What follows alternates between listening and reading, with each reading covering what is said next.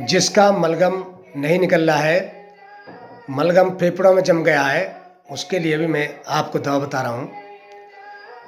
1 पाव मुनक्के ले आओ, 11 मुनक्के रोज़ दूध में, 1 पाव दूध में शाम को उबाल करके, और पहले मुनक्का चाप के फिर ऊपर से दूध पियो।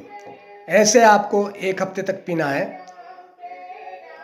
आपका जो मलगम है और टट्टी के रास्ते या मुँह के रास्ते मलगम बाहर हो जाएगा और आपके फेफड़े बिल्कुल साफ हो जाएंगे। मलगम की सबसे रामबाण दवा बता रहा हूँ मैं आपको। मुनक्के, बढ़िया वाले मुनक्के ला करके शाम को 1 पाव दूध में 11-12 मुनक्के डाल लो, बीज निकाल दो उनके, दूध में उबाल करके पहले मुनक्के चाबो और फिर दूध को पी जाओ। ऐसे आपको 8-10 दिन करना है। आपका मलगम धीरे धीरे लैट्रिन के रास्ते या मुंह के रास्ते साफ हो जाएगा और आपके फेफड़े बिल्कुल साफ हो जाएंगे।